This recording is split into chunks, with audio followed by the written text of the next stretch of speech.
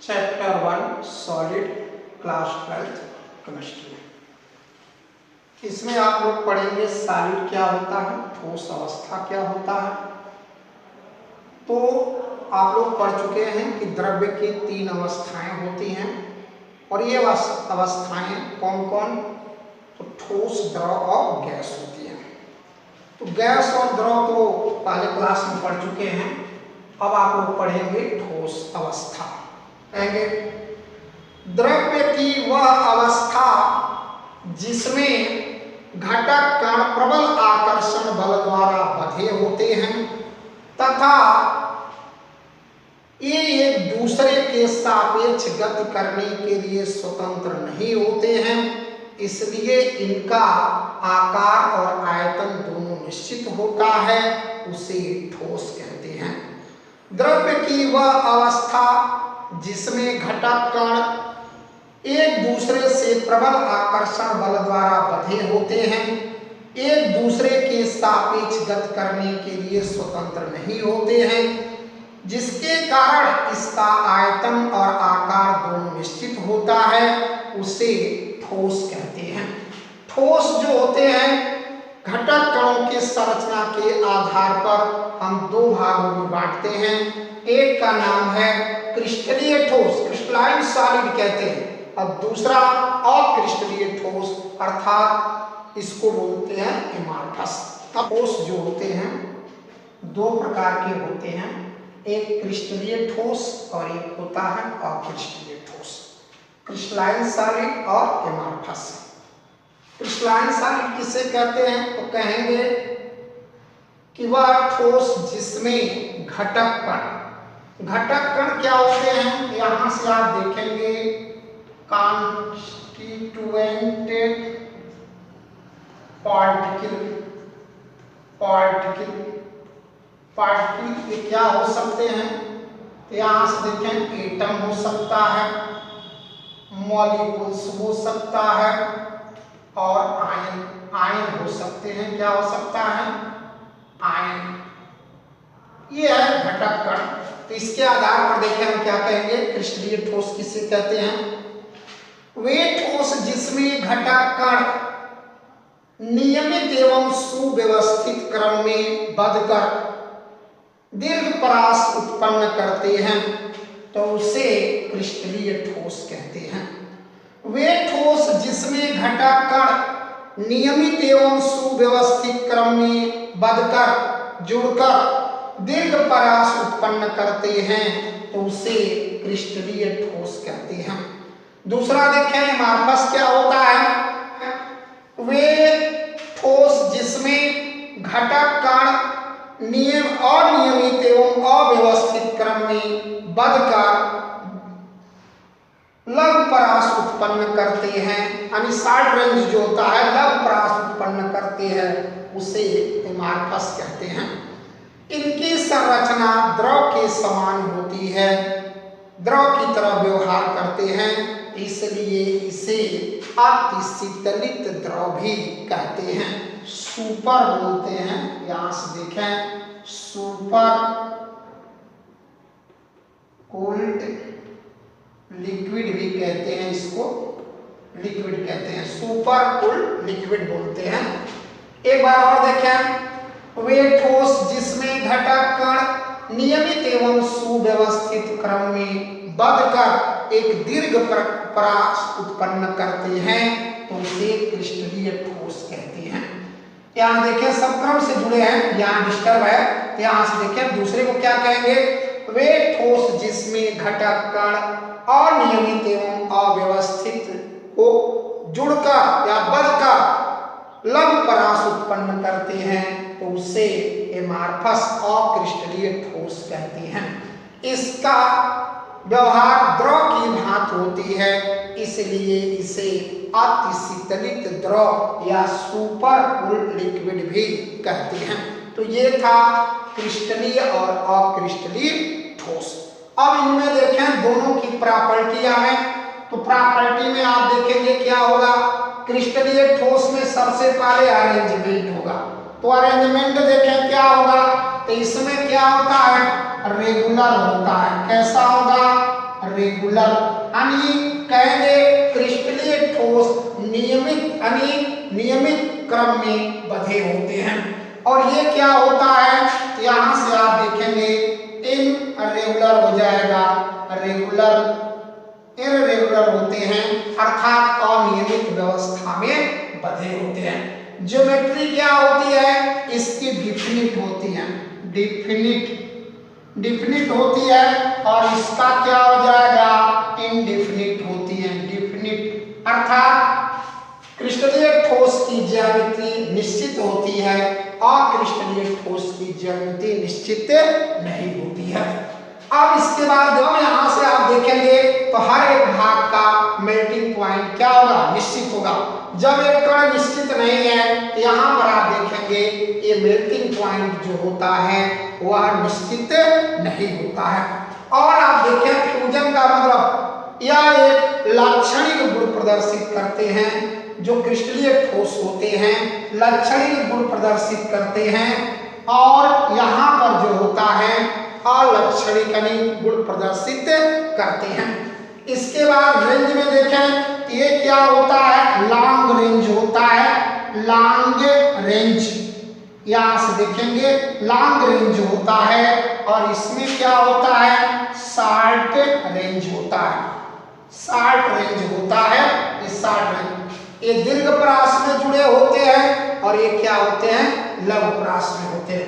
Property देखें ये isotropic होती है, आइसोट्रोपिक, और ये क्या होते हैं, एनाइसोट्रोपिक होता है, ट्रोपिक। इसका मतलब क्या होता है, देखें जैसे अगर हम इस टुकड़े को ले लें, इसका हम प्रतिरोध निकालें, चालकता निकालें, तो हर एक समान टुकड़े की प्रतिरोध समान होगा, अर्थात सभी दिशाओं से देखा जाए तो गुण इसके क्या होते हैं, समान होते हैं।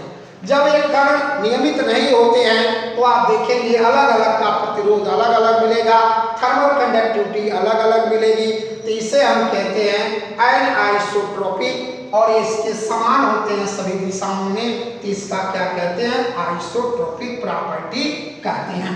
अब आइए देखिए कट एंड नाइफ, यानी चाकू से काटने पर अगर हम चाकू से काटते हैं तो वह एक नियमित कटाव बनाते हैं, क्रम से नियमित कटाव होता है, और लेकिन इसमें आप देखेंगे काटते हैं यह नियमित कटाव नहीं होता, अनियमित कटाव होता है। इसका एग्जाम्पल देखें, जितने मेटल हैं ये मेटल हो जाएगा, मेटल NaCl हो जाएगा, और इसमें क्या हो जाएगा, ग्लास, ये ग्लास हो जाएगा। फिर उसके बाद देखें रबड़ होता है, ये रबर हो जाएगा। ये जो होते हैं ये मार्कस के एग्जाम्पल हो गए। अब ये आप देखेंगे इसमें कहा गया कि द्रव के समान, पुराने कांच की खिड़की को देखें जब बहुत अधिक दिन तक रहता है, जैसे ये खिड़की है तो इसको आप देखेंगे जब बहुत दिन तक हो जाता है तो इसके आकार में थोड़ा सा परिवर्तन हो जाता है, ये नीचे वाला भाग चौड़ा हो जाता है, ऊपर वाला भाग पतला हो जाता है, अर्थात ये द्रव की भांति व्यवहार करता है, इसलिए इसे सुपर पोलर लिक्विड कहते हैं। तो ये था आपका ठोस और ये जिसके ठोस के प्रकार, क्लासिफिकेशन ऑफ क्रिस्टलाइन सॉलिड, यानी क्रिस्टलीय ठोस का वर्गीकरण। तो कहेंगे घटक कण जो कॉन्स्टिट्यूएंट पार्टिकल है, घटक कण और उनके बीच लगने वाला कोहेसिव फोर्स, संसंजक बल जिसको कहते हैं, कोहेसिव फोर्स के आधार पर ठोस को 4 भागों में बांटा गया है। क्रिस्टलाइन सॉलिड का वर्गीकरण में देखें तो कहेंगे घटक कण एवं उनके बीच लगने वाला संसंजक बल अर्थात कोहेसिव फोर्स के आधार पर हम सॉलिड को 4 भागों में बांटते हैं। पहला क्या है, पहला ये देखेंगे तो मॉलिक्यूलर सॉलिड कहते हैं, इसमें कॉन्स्टिट्यूएंट पार्टिकल क्या होता है, तो मॉलिक्यूल्स होता है, मॉलिक्यूल्स। दूसरा क्या होता है, इसमें आयनिक सॉलिड में कॉन्स्टिट्यूएंट पार्टिकल क्या होता है, घटक कण क्या होता है, तो आयंस होते हैं। इसमें क्या होता है, इसमें एटम होते हैं, एटम। और मेटेलिक सॉलिड में क्या होता है, तो इसमें पॉजिटिव आयन होते हैं, पॉजिटिव आयन होते हैं, यहाँ से देखें पॉजिटिव आयन होते हैं। क्लियर। तो ये है घटक कण के आधार पर और उनके बीच लगने वाले बल के आधार पर ठोस को हम 4 भागों में बांटते हैं। तो मॉलिक्यूलर सॉलिड किसे कहते हैं, आणविक ठोस किसे कहते हैं। तो कहेंगे कि वे ठोस जिसमें घटक कण क्या होते हैं, मॉलिक्यूल्स होते हैं, अणु होते हैं तथा वे अणु होते हैं, तो उसे हम आणविक ठोस कहते हैं, आणविक ठोस कहते हैं। अब ये देखें, ये 2 तरह के बलों द्वारा बंधे होते हैं। यहाँ से आप देखें कॉन्स्टिट्यूएंट पार्टिकल क्या होता है, यहाँ से आप पाएंगे मॉलिक्यूल्स होता है। और ये फोर्स 2 तरह के फोर्स काम करते हैं, एक डाइपोल मोमेंट फोर्स होता है और दूसरा होता है वंडर वाल्स फोर्स होता है। ये 2 तरह के फोर्स जो होते हैं, यहाँ से देखें फोर्स द्वारा बंधे होते हैं। तो चला देखें मॉलिक्यूलर सॉलिड किसे कहते हैं। तो कहेंगे कि वे ठोस जिसमें घटक कण मॉलिक्यूल्स होते हैं, अणु होते हैं तथा ये 2 प्रकार के बल अर्थात या तो डाइपोल मोमेंट फोर्स और नहीं तो वंडर वाल फोर्स द्वारा बंधे होते हैं, तो उसे आणविक ठोस कहते हैं। अब इसमें विशेषता देखें क्या क्या। तो पहली विशेषता क्या होती है, इसमें घटक कण मॉलिक्यूल्स होते हैं। ये 2 तरह के बल द्वारा क्या होते हैं, बंधे होते हैं, जिसे डाइपोल मोमेंट फोर्स या वंडर वाल फोर्स कहते हैं। इनके मेल्टिंग पॉइंट और वेपराइजेशन, जब बल का मान इसमें एक बल जो होते हैं वीक होते हैं, जब वीक होते हैं तो ये आसानी से टूट जाते हैं। तो कहेंगे कि इनके मेल्टिंग पॉइंट या वेपराइजेशन कहेंगे क्या होते हैं, कम होते हैं, बहुत ही कम होते हैं और बल वीक होने के कारण ये सॉफ्ट होते हैं अर्थात ये मुलायम होते हैं। अब इसके बाद अगला देखें क्या होता है, कंडक्टिविटी। तो ये मॉलिक्यूल्स होते हैं आणविक ठोस में, ये सभी मॉलिक्यूल्स होते हैं, ना तो इसमें आयन होते हैं ना ही मुक्त इलेक्ट्रॉन होते हैं, इसलिए ये विद्युत के क्या होंगे, कुचालक होते हैं। विद्युत के क्या होंगे, कुचालक होते हैं। तो ये था आपका आणविक ठोस। दूसरा क्या है, आयनिक सॉलिड। आयनिक सॉलिड में क्या होता है, तो कॉन्स्टिट्यूएंट पार्टिकल क्या हो जाएगा, आयंस हो जाएगा। फोर्स क्या होगा, तो अट्रैक्शन फोर्स, वैद्युत इलेक्ट्रिकल फोर्स इसमें काम करता है। वैद्युत बल चार्ज के बीच जो होता है वो फोर्स कार्य करता है। तो कहेंगे अब डिफिनेशन देखें क्या होगा।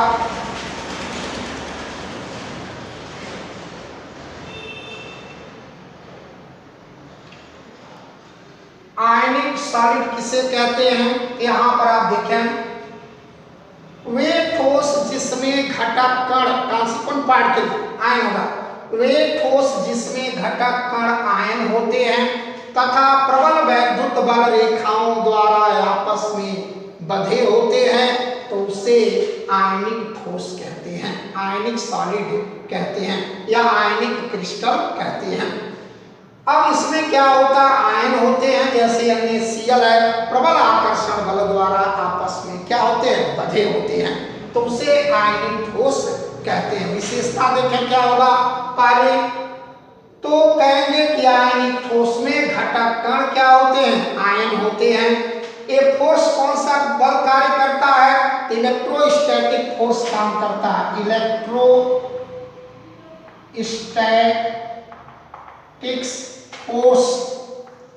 फोर्स का मान इलेक्ट्रोस्टैटिक्स फोर्स यानी वैद्युत आकर्षण बल जो होता है कार्य करता है। जब ये देखें बांड स्ट्रांग होगा, इस बांड को तोड़ने के लिए ऊर्जा क्या लगेगी, ज्यादा लगेगी। जब ऊर्जा ज्यादा लगेगी तो उसके मेल्टिंग पॉइंट या बॉइलिंग पॉइंट क्या होंगे, ज्यादा होते हैं। अब इसके बाद कंडक्टिविटी की बात करें तो यह NaCl है, जैसे ठोस अवस्था में देखें तो ये पॉजिटिव निगेटिव मिलकर न्यूट्रल हो जाता है। इसका मतलब ये ठोस अवस्था में न तो इसमें आयन होता है न कोई मुक्त इलेक्ट्रॉन होता है, इसलिए ये विद्युत के क्या होते हैं, कुचालक होते हैं। लेकिन जब जल में घोलते हैं तब उसके बाद क्या होता है, या Na आयन अलग हो जाता है, Cl आयन अलग हो जाता है, या जल में घोलते हैं तो ये आयन हो जाते हैं, आयनित हो जाते हैं, और इस अवस्था में वो विद्युत के क्या होंगे, सुचालक होंगे, कंडक्टर का काम करेंगे। एक बार और देखें कि जो आयनिक क्रिस्टल होते हैं वो ठोस अवस्था में विद्युत के क्या होते हैं, कुचालक होते हैं, बैड कंडक्टर होते हैं, क्योंकि इसमें न तो आयन होते हैं और न ही कोई मुक्त इलेक्ट्रॉन होते हैं। लेकिन जब इसे जल में घोलते हैं या इसे पिघलाते हैं तो ये आयन में टूट जाते हैं, अतः पिघले हुए अवस्था में या जलीय विलयन में विद्युत की क्या होंगे, सुचालक होते हैं। और आप देखें बांड की बात करें तो यह बांड जो होता है नॉन डायरेक्शनल होता है, यहाँ भी Cl हो सकता है, इस तरह बांड बना सकते हैं, इस तरह भी बांड बना सकते हैं, अतः सभी दिशाओं में बांड बना सकते हैं। डायरेक्शन निश्चित नहीं होता, नॉन डायरेक्शनल होता है, तो इसलिए ये आइसोमेरिज्म का गुण प्रदर्शित नहीं करते हैं, अर्थात आयनिक कंपाउंड जो होता है वह आइसोमेरिज्म का गुण प्रदर्शित नहीं करता है। और सॉल्युबिलिटी की बात करें तो यहाँ पर आप देखें ये जो आयनिक कंपाउंड्स होते हैं वह प्रायः जल में क्या होते हैं, सॉल्युबल होते हैं, क्योंकि जल का परावैद्युत स्थिरांक अधिक होता है, इसलिए जल में घोलने पर वो क्या होते हैं, बांड टूट जाते हैं, काट देता है, इसलिए जल में वे आयनित हो जाते हैं। इसे हम कहते हैं आयनिक सॉलिड, अर्थात आयनिक ठोस। क्या कहेंगे कि वे सॉलिड जिसमें घटक कण कांस्टेंट पार्टिकल, वे सॉलिड जिसमें घटक कण परमाणु होते हैं, एटम होते हैं, तथा ऐसा संयोजी बंध द्वारा आपस में बंधे होते हैं तो उसे हम कोवैलेंट सॉलिड सहसंयोजी ठोस कहते हैं। वे ठोस जिसमें घटक कण परमाणु होते हैं तथा सहसंयोजी बंध द्वारा बंधे होते हैं तो उसे सहसंयोजी ठोस कोवैलेंट सॉलिड कहते हैं। ध्यान दें कोवैलेंट सॉलिड क्या होता है, सहसंयोजी ठोस में तो डिफिनेशन देखिए आप। अब यहाँ से आप देखें क्या होता है कि इसका एग्जाम्पल है डायमंड। तो डायमंड होता है, एक कार्बन जो होता है अन्य 4 कार्बन से जुड़ा होता है, और जब 4 कार्बन से जुड़ा होगा तो इसकी जो वैलेंसी वो कंप्लीट हो गई, तो इसमें सब सिग्मा बांड बनता है, और जब सिग्मा बांड बनेगा तो कार्बन परमाणु पर कौन सा संकरण होगा, sp3 संकरण होता है, और जब sp3 संकरण होगा तो किस व्यवस्था में बंधा होता है, तो समचतुष्फलकीय यानी टेट्राहेड्रल स्ट्रक्चर में बंधा होता है। तो अब इसको देखें डायमंड में क्या होता है। डायमंड जो है एक कार्बन का अपरूप होता है, यहाँ से प्रॉपर्टी लेकर के बता रहे हैं। डायमंड जो होता है कार्बन का अपरूप होता है, एक कार्बन अन्य 4 कार्बन परमाणु से जुड़े होते हैं तथा इनके मध्य सिग्मा बांड होता है, और सभी चारों बांड से सिग्मा बांड होने के कारण कार्बन परमाणु पर sp3 संकरण होता है तथा ये समचतुष्फलकीय टेट्राहेड्रल स्ट्रक्चर समचतुष्फलकीय व्यवस्था में बंधे होते हैं। अब आप देखेंगे जब यह सब सिग्मा बांड है तो यहाँ पर आप देखें इनके 2 कार्बन परमाणु के बीच की जो दूरी है बांड लेंथ कहते हैं वह 1.54 एंगस्ट्रॉम होती है। अब इसके बाद आगे देखें, इसमें जब कार्बन परमाणु के सभी इलेक्ट्रॉन सहसंयोजी बंध द्वारा बंध जाते हैं, अष्टक पूर्ण रहता है, तो मुक्त इलेक्ट्रॉन इसमें नहीं रहते हैं। यही कारण है कि जो डायमंड होता है वह विद्युत का कुचालक होता है, बैड कंडक्टर का कार्य करता है। अब इसके बाद देखेंगे बांड जो होता है स्ट्रांग होता है। जब स्ट्रांग होगा तो स्ट्रांग होने के कारण जो होता है वह अत्यधिक कठोर होता है, इसकी मेल्टिंग पॉइंट क्या होती है, अधिक होती है।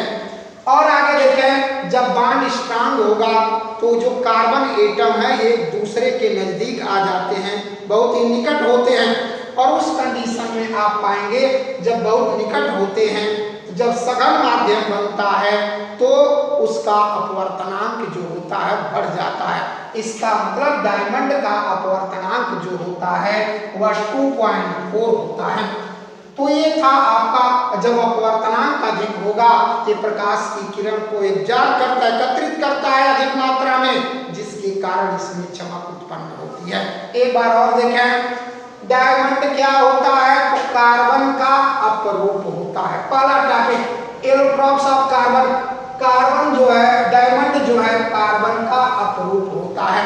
इसमें एक कार्बन अन्य 4 कार्बन से सिग्मा बॉन्ड द्वारा बंधा होता है, इसलिए कार्बन परमाणु पर sp3 संकरण होता है और एक समचतुष्फलकीय व्यवस्था में बंधा होता है। इसका बॉन्ड लेंथ कितना होता है? 1.54 एंगस्ट्रॉम होता है। अगला देखेंगे, कार्बन परमाणु में इलेक्ट्रॉन जो है अष्टक कोण है, सभी इलेक्ट्रॉन बॉन्डेड है, मुक्त इलेक्ट्रॉन नहीं है, अतः यह विद्युत का कुचालक होता है। डायमंड विद्युत का कुचालक होता है। और आगे बढ़े देखें, ये बॉन्ड स्ट्रांग होने के कारण यह अत्यधिक कठोर होता है, इसकी मेल्टिंग पॉइंट उच्च होती है।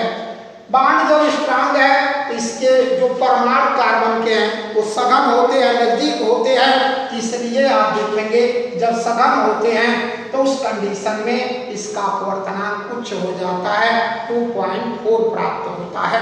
और जब अपवर्तनांक अधिक होता है ये प्रकाश को क्या करते हैं? अधिक मात्रा में एकत्रित करते हैं, और जिसके कारण क्या होता है? जिसके कारण इसमें चमक उत्पन्न होती है। तो ये था डायमंड। कोवैलेंट सॉलिड में दूसरा क्या है? ग्रेफाइट है। और एक ग्रेफाइट की संरचना होती है। ग्रेफाइट जो होता है कार्बन का अपरूप होता है। एक अलग है, ग्रेफाइट जो होता है वह कार्बन का अपरूप होता है। इसमें एक कार्बन अन्य 3 कार्बन से सिग्मा बॉन्ड द्वारा जुड़ा होता है, और इसमें कार्बन एटम पर sp2 संकरण होता है। ये हेक्सागोनल प्लेनर संरचना का परत बनाते हैं और वे दूसरे के परत पर जुड़े होते हैं। एक बार और देखें इसमें क्या हो जाएगा, तो कहेंगे ग्रेफाइट कार्बन का अपरूप होता है। इसमें एक कार्बन 3 कार्बन परमाणु से क्या होते हैं? जुड़े होते हैं, सिग्मा बॉन्ड द्वारा बंधे होते हैं। कार्बन परमाणु पर sp2 संकरण होता है, और बॉन्ड एंगल इसका देखेंगे 120 डिग्री होता है। बॉन्ड एंगल कितना होगा? 120 डिग्री होता है। और ये हेक्सागोनल प्लेनर लेयर के रूप में आपस में जुड़े होते हैं। अब इसके बाद बॉन्ड लेंथ इसकी कितनी होती है? तो 1.42 एंगस्ट्रॉम होती है, तथा इनके जो परत हैं इन परतों के बीच की जो दूरी होती है 3.35 एंगस्ट्रॉम होती है। अब इसके बाद एक और समस्या आता है कि यह डिस्टेंस बहुत ही क्या है? ज्यादा है। जब ज्यादा है तो इसलिए फोर्स लगाते हैं तो ये परत आसानी से फिसल जाते हैं, अतः यह लुब्रिकेंट स्नेहक का कार्य करता है।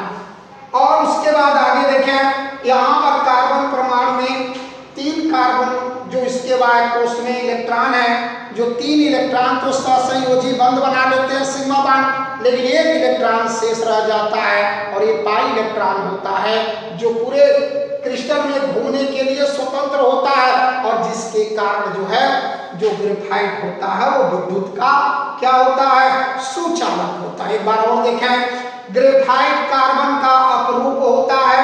एक कार्बन अन्य 3 कार्बन परमाणु से सिग्मा बॉन्ड द्वारा बंधे होते हैं, और इसमें बॉन्ड लेंथ कितनी होती है? 1.42 एंगस्ट्रॉम होती है, लेकिन 2 परतों के बीच की दूरी 3.35 एंगस्ट्रॉम जो अधिक होती है, बल इसके बीच कम होता है, इसलिए दाब डालते हैं तो आसानी से फिसल जाती है, लुब्रिकेंट का कार्य करती है, स्नेहक का कार्य करती है। और उसके बाद देखें, यहाँ पर आप पाएंगे कि इसमें कार्बन परमाणु के 4 इलेक्ट्रॉन में 3 साझा करके बॉन्ड बना देते हैं, एक इलेक्ट्रॉन शेष रहता है जो पाई इलेक्ट्रॉन कहते हैं, और ये पूरे क्रिस्टल में घूमने के लिए स्वतंत्र होता है। इसलिए यह जो ग्रेफाइट जो होती है इस इलेक्ट्रॉन के कारण क्या होता है? विद्युत का सुचालक होता है। तो ये था आपका ग्रेफाइट। क्रिस्टलाइन सॉलिड में यह है मेटेलिक सॉलिड। मेटेलिक सॉलिड में आप देखेंगे क्या होता है, इसमें घटक कण जो होते हैं वह धनायन होते हैं और केटायन जिसको कहते हैं धनायन होते हैं। अब ये बनते कैसे हैं कि यहाँ से, और बल क्या होता है, ये पॉजिटिव और निगेटिव के बीच लगने वाला आकर्षण बल के कारण जो है ये बंधे होते हैं। सपोज करें कि ये मेटल है, सभी कोई मेटल है और मेटल जो होता है उसका आयनन विभव बहुत कम होता है, आयनाइजेशन पोटेंशियल का मान जो है बहुत कम होता है। तो ये क्या करता है, अपना इलेक्ट्रॉन को त्याग देता है और धनायन में बदल जाता है। तो ये सब धनायन बन गए, इलेक्ट्रॉन त्याग दिए क्योंकि इसका आयनन विभव बहुत ही क्या होता है, कम होता है। और इलेक्ट्रॉन त्यागने के बाद यहाँ से आप पाएंगे जब इलेक्ट्रॉन त्याग देते हैं बन जाता है क्या, धनायन। और यही इलेक्ट्रॉन इनके बीच में रहता है, यहाँ से आप देखेंगे ये इलेक्ट्रॉन होता है। अब प्रश्न आता है कि इन धनायनों के बीच में कौन सा आकर्षण बल लगेगा, तो यह आकर्षण बल इलेक्ट्रॉन के कारण होता है। ये इलेक्ट्रॉन जो है चार इनको अपनी तरफ आकर्षित करता है। तो यहाँ से आप देखेंगे तो ये आकर्षित करता है। ये इलेक्ट्रॉन सभी दिशा सभी स्थान पर मूव करने के लिए स्वतंत्र होते हैं, इसलिए इस इलेक्ट्रॉन को नाम देते हैं मोबाइल इलेक्ट्रॉन कहते हैं। क्या कहते हैं, मोबाइल इलेक्ट्रॉन। और ये धनायन आपस में मिलकर कोर का निर्माण करते हैं, कोर बनाते हैं और इस कोर को कर्नेल कहते हैं। क्या कहते हैं, कर्नेल कहते हैं। तो अब चलें इसकी प्रॉपर्टी देखें मेटेलिक सॉलिड। सन 1900 ईस्वी में वैज्ञानिक थे जिनका नाम था ड्रूड। ड्रूड नामक वैज्ञानिक ने मेटेलिक सॉलिड का एक्सप्लेन करने के लिए एक सिद्धांत दिया था जिसे हम नाम देते हैं सी इलेक्ट्रॉन, चाहे सी इलेक्ट्रॉन थ्योरी कहते हैं। सी इलेक्ट्रॉन थ्योरी चाहे इलेक्ट्रॉन सी थ्योरी कहते हैं। और इस थ्योरी के अनुसार क्या है, कहेंगे कि धातुओं का आयनन विभव बहुत कम होता है, इसलिए ये इलेक्ट्रॉन को त्याग कर धनायन बनाते हैं और ये धनायन जुड़ करके कोर का निर्माण करते हैं जिसे कर्नल कहते हैं। और इस सिद्धांत को इसमें आप देखें कर्नल कहते हैं। इसमें इलेक्ट्रॉन इन धनायनों को आकर्षित करता है और इस प्रबल आकर्षण बल के कारण ये आपस में बंधे होते हैं जिसे मेटेलिक बॉन्ड कहते हैं। क्या कहते हैं, मेटेलिक बॉन्ड कहते हैं। और सन 1923 में लॉरेंज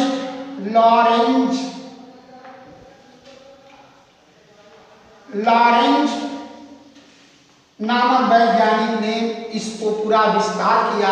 तो उन्होंने कहा कि ये इलेक्ट्रॉन क्या करते हैं, धनायन को आकर्षित करते हैं, जिसके कारण प्रबल आकर्षण बल द्वारा ये धनायन आपस में बंधे होते हैं और जिसे मेटेलिक बॉन्ड कहते हैं। ये इलेक्ट्रॉन सभी स्थानों पर गति करने के लिए क्या होते हैं, स्वतंत्र होते हैं, इसलिए इसे मोबाइल इलेक्ट्रॉन कहते हैं। और इसके कारण इसमें चालकता और विद्युत चालकता एवं तापीय चालकता बहुत उच्च होती है। सन 1900 ईस्वी में ड्रूड नामक वैज्ञानिक ने मेटेलिक सॉलिड की व्याख्या करने के लिए एक सिद्धांत दिया जिसे सी इलेक्ट्रॉन या इलेक्ट्रॉन सी थ्योरी कहते हैं। और इस सिद्धांत को सन 1923 ईस्वी में लॉरेंज नामक वैज्ञानिक ने इसका विस्तार किया। इनके अनुसार जो धनायन होते हैं वह इलेक्ट्रॉन, क्योंकि आयनन विभव कम होता है, इलेक्ट्रॉन त्याग कर धनायन बनाते हैं। ये धनायन आपस में मिलकर के कोर का निर्माण करते हैं जिसे कर्नल कहते हैं। और इसमें ये इलेक्ट्रॉन घूमते रहते हैं, सभी स्थानों पर घूमने के लिए स्वतंत्र होते हैं, इसे मोबाइल इलेक्ट्रॉन कहते हैं। ये इलेक्ट्रॉन अन्य धनायनों को आकर्षित करता है जिसके कारण प्रबल आकर्षण बल द्वारा बंधे होते हैं और इस बॉन्ड को मेटेलिक बॉन्ड कहते हैं। अब इसके बाद कुछ प्रॉपर्टी देखिए। गुड कंडक्टर का काम करता है, क्यों? क्योंकि ये इलेक्ट्रॉन जब गति करने के लिए स्वतंत्र होते हैं, इसलिए ये विद्युत तथा उष्मा के क्या होते हैं, सुचालक होते हैं। इलेक्ट्रिकल भी और थर्मल दोनों कंडक्टिविटी प्रदर्शित करते हैं। और उसके बाद यहाँ पर देखें, जब इन पर प्रकाश की किरण पड़ती है या एक विशेष प्रकार के तरंगदैर्ध्य को अवशोषित कर लेते हैं तथा बाद में उत्सर्जित करते हैं, तो इनके पास एक विशेष प्रकार की चमक होती है जिसके द्वारा यह आसानी से पहचाने जाते हैं। और आगे देखें, जब बांड स्ट्रांग होगा तो धातुएं क्या होती हैं, धातुएं जो होती हैं वह स्ट्रांग होती हैं, मजबूत होती हैं, इनकी मेल्टिंग पॉइंट बहुत ही अधिक होता है और घनत्व भी क्या होता है, अधिक होता है। अब प्रश्न आता है कि जब ये इनका जो बांड होता है वह बांड जो होता है नॉन डायरेक्शनल होता है। नॉन डायरेक्शनल अर्थात ये आयन यहाँ भी आ जा सकता है, ये भी यहाँ आ जा सकता है। इस तरह से नॉन डायरेक्शनल होने के कारण इसको पीटते हैं तो फैल जाती है, अर्थात मैलेबिलिटी आघात वर्धनीयता का गुण शो करता है तथा इसको पिघला करके लंबी तार खींचा जा सकता है, अर्थात इसमें डक्टिलिटी का गुण भी पाया, तन्यता का गुण पाया जाता है। तो ये था आपका मेटेलिक के सॉलिड।